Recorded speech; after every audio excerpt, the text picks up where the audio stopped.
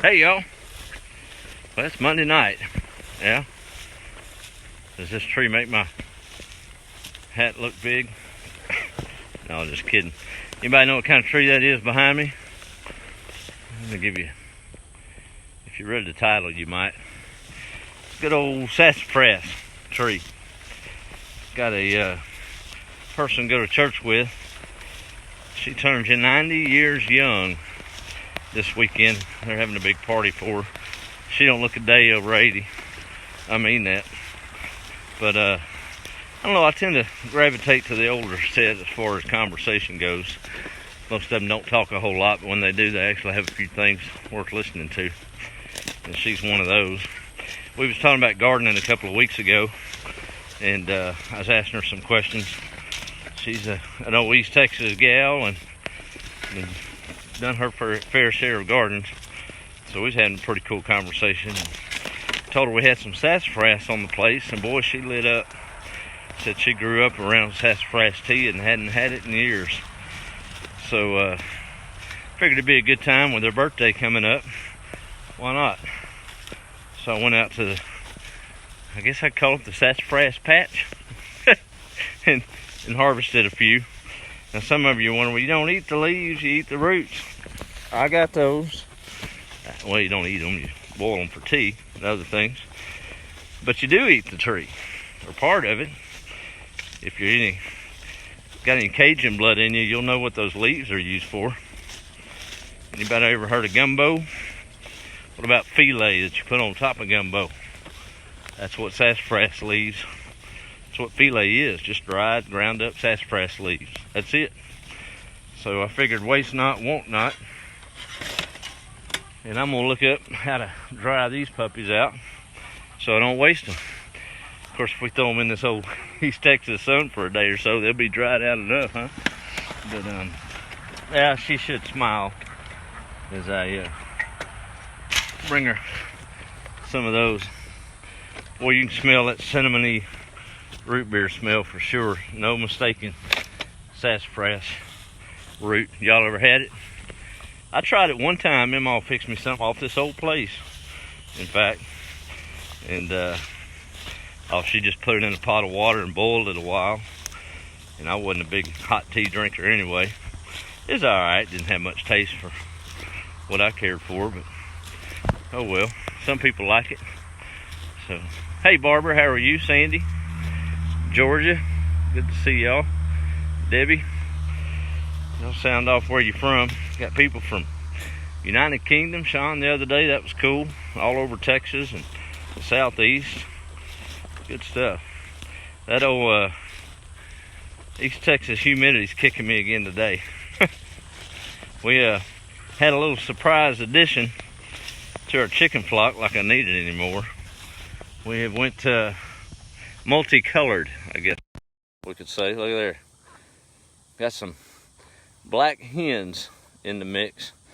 And I did a little research. I don't know, they better lay, because I ain't eating those. They say that chicken, those, I think that's the variety that actually has black meat and black bones. So they do lay a good brown egg, normal egg, but I don't want none of that black chicken meat. That I saw a picture of it on Google, a big old roasted chicken on the table. It was jet black. I don't know about that. So they're safe from the axe, that's for sure. At least from the dinner table. But Big Al don't know what to think. He already had 40 knuckleheads to keep up with, now he's got a few more. There's a couple of brown ones running around out there somewhere. But got to mention, I stopped by Lone Star this evening. Got the last couple of varieties of seeds that I'm going to need for the garden. That fall garden really doesn't have to go in good for another week or two, so we'll throw some of that chicken leavings on it and till that under for a week or so. But old boy that works in the feed house up there, I did that for a little while out of high school.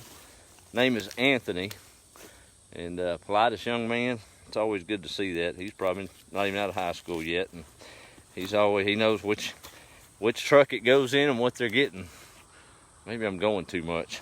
Maybe that's it. So he asked me, was I the one that had that blog?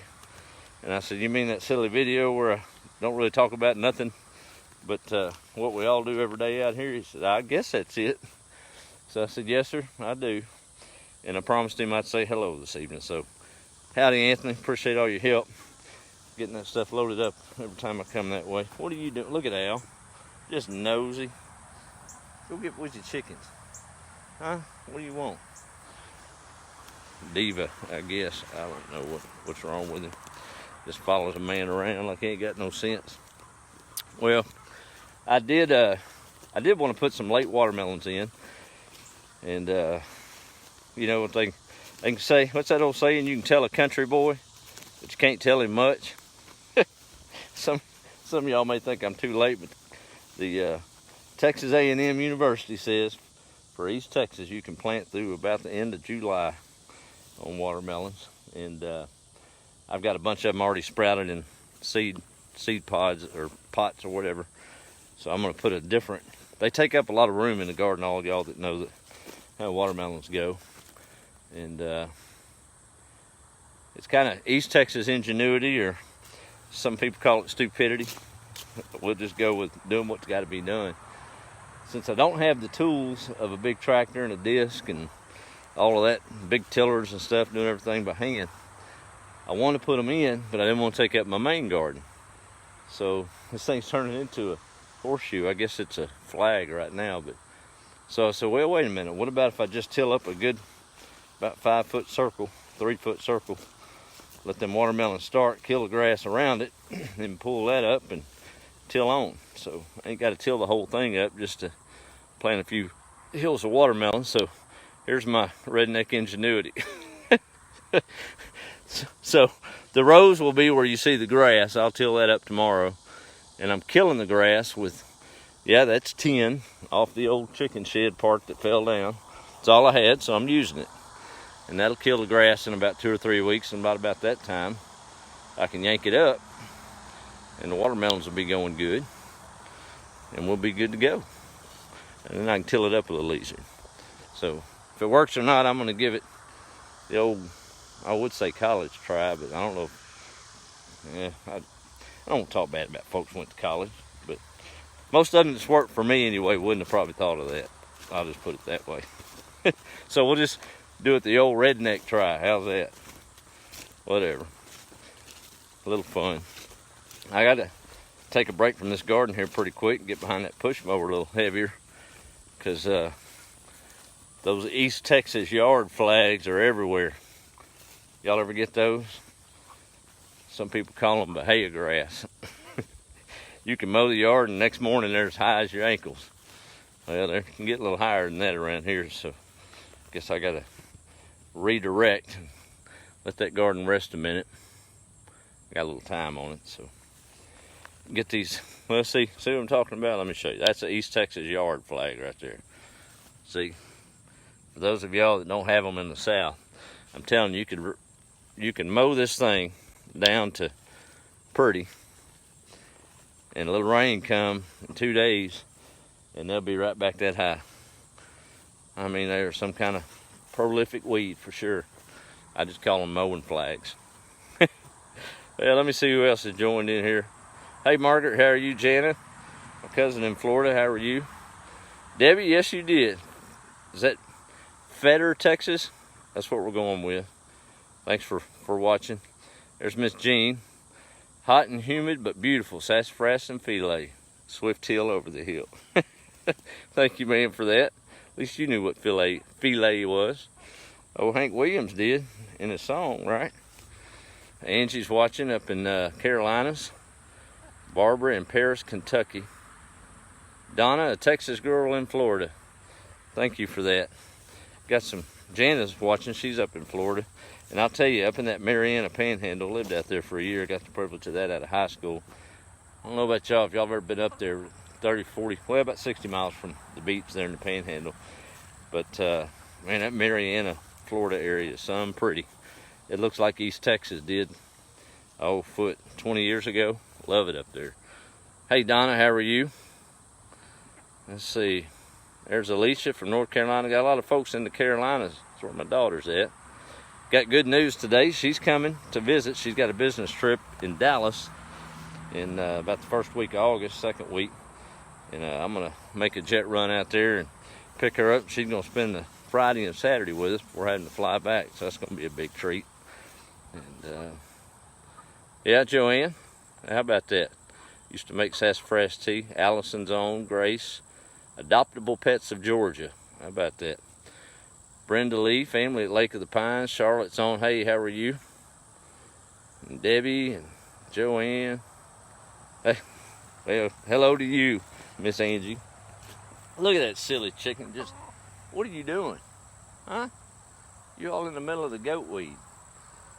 Looks like it's hot. Ain't got no sense to go in there and get some water. It's got 6 watering things with fresh water. These things are something. Look, they just poking around. Isn't that something? Ain't none of them got any sense. You need to start laying some eggs. Huh? You arguing with me? Oh, silly chickens. They keep me laughing, and old Al thinks she's doing something. What are you doing? Huh? Well, it's been a good day, start of a good week, and hope y'all have had a good day. I saw an old quote flash across this morning, pretty cool. If you're thinking about getting even with somebody this week, why don't you apply this to it? The only folks you need to get even with are the folks that have helped you. That's pretty good thought, ain't it? Ain't no sense in getting angry at somebody. If you want to get even with somebody that helped you. That means a little help back yourself. Hey Molly, how are you? There's my daughter Faith, just talking about you. Yeah, how about them chickens, Alicia? Well, let me show the latecomers here. We've got the chickens black and white, and there's some brown ones over there. I don't know, I guess we got to get some yellow ones and, I don't know, purple. Guess I could put muscadine juice on one of these, that'd be purple, wouldn't it? Oh, what are you doing? Just laid right down and eating. I wish one of them would find a worm, that's funny. They'll go to clucking and all of them will start chasing each other. Have to eat on the run, original fast food. Hey, y'all have a good evening. Look at Jordan over there watching me. Hudson ready to get out. He wants at those chickens. Let y'all see hi to Hudson as we close it up here. Hey James, how are you? Say hi, Hudson. Huh? You want to go get them chickens, don't you? You sitting ain't gonna happen. It's like, well, if I sit, then I can go chase the chickens. No, sir. Yeah. Hey, y'all have a good evening. Make a difference tomorrow. I'll give it my best too. And smile, make somebody happy. Be the light. We'll talk to y'all later. Good night.